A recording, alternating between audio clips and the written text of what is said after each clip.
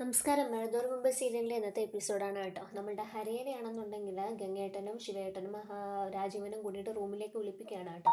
അവരുടെ അടുത്ത് പറയുന്നത് ഇനി അനിയനെ ഉപദ്രവിക്കാൻ പാടില്ല, ബാലേന്ദ്രനായിട്ടുള്ള എല്ലാ പ്രശ്നങ്ങളും നമ്മൾ പറഞ്ഞ് അവസാനിപ്പിച്ചിട്ടുണ്ട്, ഇനി അവരുമായിട്ട് ഒരു പ്രശ്നവുമില്ല, അതുകൊണ്ട് നീയായിട്ട് എൻ്റെ അനിയനെ ഒരു രീതിയിലും ശല്യം ചെയ്യാൻ പോകരുത് എന്ന് പറഞ്ഞിട്ട് വാണിംഗ് കൊടുക്കുകയാണ് കേട്ടോ. അപ്പോഴേക്കും ഹരി ചോദിക്കുന്നുണ്ട്, നിങ്ങൾ എന്താ ഈ പറയുന്നത്? അവരുമായിട്ടുള്ള എല്ലാ പ്രശ്നങ്ങളും പറഞ്ഞ് അവസാനിപ്പിച്ചെന്നോ? നിങ്ങൾ കുളം കലക്കുകയും ചെയ്തു, ഈ പിടിച്ച് ഇല്ലാത്ത അവസ്ഥയാണല്ലോ ഇപ്പോൾ എന്നൊക്കെ പറയുന്നുണ്ട്. അപ്പോൾ രാജീവൻ പറയുന്നുണ്ട്, നീ കൂടുതൽ കാര്യങ്ങളൊന്നും ഇപ്പം അന്വേഷിക്കാനായിട്ട് നിൽക്കണ്ട. ഇപ്പം നിന്റെ ജോലി എന്ന് പറയുന്നത് നന്നായിട്ട് പഠിക്കുക, നല്ലൊരു നിലയിലെത്തി ഒരു ജോലിയൊക്കെ വാങ്ങുക, അത്രയും മതി. അതിൽ കൂടുതൽ കാര്യങ്ങളൊന്നും നീ അന്വേഷിക്കണ്ട. ഞങ്ങൾ പറയുന്നത് നീ അങ്ങോട്ടേക്ക് ചെയ്താൽ മതി എന്ന് പറയാം കേട്ടോ. അപ്പോഴേക്കും ശിവേട്ടൻ പറയുന്നുണ്ട്, അത് തന്നെ, നീയായിട്ട് ഇനി മറ്റു പ്രശ്നങ്ങൾക്കൊന്നും പോവരുത്, അലീനെ നിന്റെ സ്വന്തം പെങ്ങളായിട്ട് തന്നെ കാണണമെന്നൊക്കെ പറയണം. അപ്പോൾ ഇതൊക്കെ കേട്ടിട്ട് ഹരിക്ക് ഭയങ്കര ദേഷ്യം വന്നിട്ട് അവിടുന്ന് ഇറങ്ങി പോവുകയാണ് കേട്ടോ. നേരെ കമലയുടെ അടുത്തേക്കാണ് വരുന്നത്. കമലയുടെ അടുത്ത് ഈ കാര്യങ്ങളൊക്കെ നമ്മളുടെ ഹരി പറയാണ് കേട്ടോ. നമ്മളുടെ വല്യച്ഛൻ വന്നിട്ട് എല്ലാ കാര്യങ്ങളും കുഴപ്പിച്ചിട്ടുണ്ട്, ബാലേന്ദ്രൻ ഞങ്ങളുമായിട്ട് എല്ലാം പറഞ്ഞ് അവർ അടിയറവ് പറഞ്ഞിരിക്കുകയാണ്, ഇത്രയും നാണം കെട്ട പരിപാടി വേറെ ഉണ്ടോ, നമ്മൾ തോറ്റുപോയി എന്നൊക്കെ പറയാണ് കേട്ടോ. അപ്പോൾ കമല പറയുന്നുണ്ട്, ദൈവമേ എന്താ ഞാൻ ഈ കേൾക്കുന്നത്, ഈ ഗംഗേട്ടൻ വന്നിട്ടാണ് ഇതെല്ലാം ഇങ്ങനെ ആക്കിയത്, ഇത്രയും നമ്മൾ നാണം കെട്ടത് എന്തിനു വേണ്ടിയിട്ടായിരുന്നു? ബാലേന്ദ്രൻ്റെ ചൂലിന് വരെ അടി കൊണ്ടില്ലേ, ഇനി ആ ബബിതേനെയും രോഹിത്തിനെയും കൂടി അങ്ങ് തിരിച്ചു കൊണ്ടാക്കാൻ പറയുന്നത് എന്താന്നൊക്കെ ഇങ്ങനെ പറയുന്നുണ്ട് കേട്ടോ.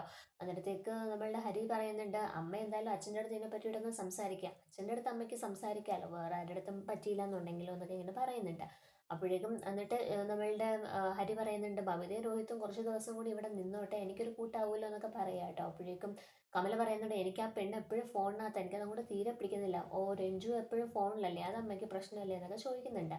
അങ്ങനെ നേരെ കമല ശിവേട്ടൻ്റെ അടുത്തും നമ്മുടെ രാജീവൻ്റെ അടുത്തേക്കും വരികയാണ് കേട്ടോ, റൂമിലേക്ക് വരികയാണ്. എന്നിട്ട് കമല ആകെ പൊട്ടിത്തെറിക്കുകയാണ് കേട്ടോ. നിങ്ങളൊക്കെ ആണുങ്ങളാണോ, നിങ്ങളൊക്കെ ബാലേന്ദ്രൻ്റെ അടുത്ത് തോറ്റില്ലേ, നിങ്ങളൊക്കെ അടിയറവ് പറഞ്ഞില്ലേ, ഇങ്ങനെ ആണുങ്ങളാണെന്നും പറഞ്ഞ് നടന്നു എന്നൊക്കെ ഇങ്ങനെ പറയുക കേട്ടോ. അപ്പോൾ ശിവേട്ടനും രാജീവനൊക്കെ പറയുന്നുണ്ട്, എൻ്റെ പൊന്ന് കമലയേട്ടത്തി, ഒരു വലിയ ബോംബ്, അത് പൊട്ടാതിരിക്കാൻ വേണ്ടിയിട്ട് ഞങ്ങൾ അങ്ങനെ ചെയ്തതാന്നൊക്കെ പറയാണ് കേട്ടോ, അത് തന്നെയാണ് ശരി എന്നൊക്കെ പറയുന്നുണ്ട്. അപ്പോഴേക്കും കമല പറയുന്നുണ്ട്, ആഹാ അതാണോ ഇപ്പോൾ ശരി, ചൂലുകൊണ്ട് അടി കൊണ്ടത് ആരാ, ഞാനല്ലേ, എന്നെയല്ലേ അവിടെ ഇറക്കി വിട്ടത്, അതിനൊന്നും നിങ്ങൾക്ക് ഒരു പ്രശ്നവും ഇല്ലേ ശിവേട്ട, നിങ്ങളതെല്ലാം അങ്ങ് മറന്നോ എന്നൊക്കെ ഇങ്ങനെ ചോദിക്കുന്നുണ്ട്. അപ്പോൾ ശിവേട്ടൻ പറയുന്നുണ്ട്, അതൊക്കെ മറന്നേ പറ്റത്തുള്ളൂ, ഇനി മറക്കാതിരിക്കാനൊന്നും പറ്റില്ല എന്ന് പറയാണ്. അപ്പോഴേക്കും കമല പിന്നെ ഇങ്ങനെ ചോദിച്ചുകൊണ്ടിരിക്കുകയാണ്, നാണം കെട്ട് തല താഴ്ത്തി എല്ലാവരുടെ മുമ്പിൽ നിൽക്കേണ്ട അവസ്ഥയാണല്ലോ, എന്തിനാ ഇത്രയും ചെയ്തതെന്നൊക്കെ ഇങ്ങനെ ചോദിക്കുന്നുണ്ട്. ആ പെണ്ണിനെ പിന്നെ അവിടെ വിളിച്ച് കയറ്റിയിരിക്കുന്നു എന്നൊക്കെ ഇങ്ങനെ പറയാണ് കേട്ടോ. എന്നിട്ട് പറയുന്നുണ്ട്, ബാലേന്ദ്രനോടും അലീനോടും എനിക്ക് വെറുപ്പാണെന്നൊക്കെ പറയാം. അപ്പോൾ ശിവ പറയുന്നുണ്ട്, വെറുപ്പാണെന്നുണ്ടെങ്കിലേ അത് കുറച്ചും കൂടി വേണമെങ്കിൽ കൂട്ടിക്കോ, എന്നാലും ഒരു പ്രശ്നമല്ല, അവരുമായിട്ട് ഇനി ഒരു പ്രശ്നത്തിനും നമ്മൾ അങ്ങോട്ടേക്ക് പോകുന്നില്ല, അത് തന്നെയെന്ന് പറയാണ്.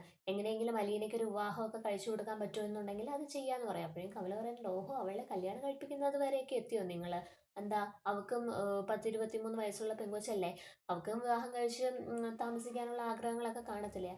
ആഹാ അങ്ങനെയാണെങ്കിൽ നിങ്ങളൊരു കാര്യം ചെയ്യും, നിങ്ങളുടെ മോനെ കൊണ്ട് തന്നെ അങ്ങ് കെട്ടിയത്. ആ അതെ, എനിക്ക് സന്തോഷമേ ഉള്ളൂ അലീന മനുവിനെ കല്യാണം കഴിക്കുന്നതിൽ, എനിക്ക് ഒരു പ്രശ്നവും ഇല്ല എന്നൊക്കെ പറയാണ് കേട്ടോ. ആ എങ്ങനെയുണ്ട് കിടക്കുന്ന കൊണ്ടായ കൊച്ചിനെയൊക്കെ സ്വന്തം മോനെ കൊണ്ട് കെട്ടിക്കാൻ നിങ്ങൾക്കൊരു പ്രശ്നമില്ല അല്ലേ എന്നൊക്കെ ഇങ്ങനെ പറഞ്ഞിട്ട് കമല ഭയങ്കരമായിട്ട് ദേഷ്യപ്പെടുന്നുണ്ട്. അപ്പം ഗംഗേട്ടൻ വരുന്നുണ്ട്, ഗംഗേട്ടനും കമലയടുത്ത് സംസാരിക്കുന്നുണ്ട്, നിന്നെ ചൂലുകൊണ്ടല്ല ചൂരലുകൊണ്ടായിരുന്നു അടിക്കേണ്ടത്, ബാലേന്ദ്രൻ ആയതുകൊണ്ട് ചൂലുകൊണ്ട് അടിച്ചു എന്നൊക്കെ ഇങ്ങനെ പറയാണ് കേട്ടോ. അന്നേരത്തേക്ക് നമ്മുടെ ശിവേട്ടൻ്റെ അടുത്ത് പറയാണ്, നിങ്ങളിതൊക്കെ കേട്ടോണ്ട് ഇങ്ങനെ നിന്നോ, നിങ്ങളൊരാണാണോ, ഈ വീട്ടിലൊരു ആണുങ്ങളില്ലാതായിപ്പോയി എന്നൊക്കെ പറയാം. അത് കേൾക്കുമ്പോൾ ശിവേട്ടന് ഭയങ്കര ദേഷ്യം വരുന്നുണ്ട്. ആരാടി ആണുങ്ങളില്ലാത്ത വീട്, ഞാൻ ആണല്ലാന്നാണോ നീ പറയുന്നത്, നീ ഇങ്ങോട്ടേക്ക് വരുന്ന സമയത്ത് നിനക്ക് മക്കളുണ്ടായിരുന്നു, നിനക്ക് 3 മക്കൾ ഇപ്പോൾ ഇല്ലേ, അതെങ്ങനെ അടി, ഞാൻ ആണാണോ പെണ്ണാണോ എന്നൊക്കെ ചോദിച്ചിട്ട് ഭയങ്കരമായിട്ട് ദേഷ്യപ്പെടുന്നുണ്ട്. കമലേനെ അടിക്കാനായിട്ട് കൈയൊക്കെ ഓങ്ങുന്നുണ്ട് കേട്ടോ. അപ്പോഴേക്കും ശിവേട്ടൻ പറയുന്നുണ്ട്, ഞാൻ ഒന്ന് തന്നു കഴിഞ്ഞ് നിന്റെ കണ്ണും ചെവിയും എല്ലാം അടച്ചു, അതുകൊണ്ട് മര്യാദയ്ക്ക് നീ നിന്നോണം, ആണുങ്ങളെ തമ്മിൽ അടിപ്പിക്കാൻ നിൽക്കാന്നൊക്കെ ഇങ്ങനെ പറയുകയാണ്. അങ്ങനെ കമല ദേഷിച്ചിറങ്ങി പോവുകയാണ്. പിന്നീട് കാണിക്കുന്നത് മുത്തശ്ശേനെയാണ്. ഗംഗേട്ടൻ വന്നിട്ട് മുത്തശ്ശിയെടുത്ത് കാര്യങ്ങളൊക്കെ പറയുന്നുണ്ട്. മുത്തശ്ശി വൈജയന്തിയുടെ കാര്യങ്ങളൊക്കെ ചോദിക്കുകയാണ്. എന്നാലും ബാലേന്ദ്രൻ അങ്ങനെ ചെയ്യാൻ കൊള്ളാമോ, ഏതൊരു പെണ്ണായിരിക്കും സഹിക്കുക, ഇതൊക്കെ നമ്മുടെ വൈജയന്തി ഒരു പാവമാണ്, വേറൊരു സ്ത്രീയിലുണ്ടായ മോളെയും കൂട്ടിയിട്ട് ഒരു ഭാര്യയുടെ മുന്നിൽ വന്നു കഴിഞ്ഞാൽ ആരെങ്കിലും സഹിക്കും എന്നൊക്കെ ചോദിക്കുന്നുണ്ട്. അപ്പം ഗംഗേട്ടൻ പറയുന്നുണ്ട്, വൈജയന്തി പാവമാണെന്ന് ആരാ അമ്മയടുത്ത് പറഞ്ഞത്, വൈജയുടെ കയ്യിൽ ഒരു തെറ്റുമില്ലെന്നാണോ അമ്മ പറയുന്നത്, അവൾക്കും ഉണ്ടായിരുന്നല്ലോ ഒരു പാസ്റ്റ് 23 വർഷങ്ങൾക്ക് മുമ്പ്, അവൾക്ക് 3 കുഞ്ഞുങ്ങളല്ലല്ലോ 4 കുഞ്ഞുങ്ങളില്ലേ എന്നൊക്കെ ഇങ്ങനെ ചോദിക്കുകയാണ്. അപ്പം അമ്മ പറയുന്നുണ്ട്, അതൊന്നും ബാലേന്ദ്രൻ അറിയത്തില്ലല്ലോ, ഇതൊക്കെ നമുക്കറിയാവുന്ന കാര്യങ്ങളല്ലേ എന്നൊക്കെ പറയാണ്. അപ്പം ഗംഗേട്ട സത്യങ്ങളെല്ലാം തുറന്നു പറയുന്നുണ്ട്. ബാലേന്ദ്രൻ ഇതെല്ലാം അറിഞ്ഞുവെന്നും അതിനുശേഷമാണ് ബാലേന്ദ്രൻ ഈ പ്രശ്നങ്ങളെല്ലാം വന്നതെന്നും വൈജയന്തിയോടുള്ള പെരുമാറ്റത്തിൽ മാറ്റം ഉണ്ടായതെന്നും അറ്റാക്ക് വന്നതെന്നും ഒക്കെ ഇങ്ങനെ പറയുന്നുണ്ട്.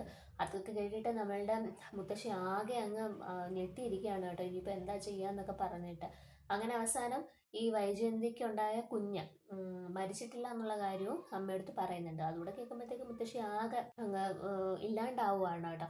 അപ്പോഴേക്കും മുത്തശ്ശി ഇരുന്ന് കരയുന്നുണ്ട്. അപ്പം ഗംഗേട്ടൻ പറയുന്നുണ്ട് മുത്തശ്ശിയുടെ അടുത്ത്, അമ്മ വൈജയന്തി പറഞ്ഞ് മനസ്സിലാക്കണം എന്നൊക്കെ ഇങ്ങനെ പറയുന്നുണ്ട്. അപ്പോൾ ഇതൊക്കെയാണ് ഇന്നത്തെ എപ്പിസോഡിനകത്ത് കാണിക്കുന്നത്.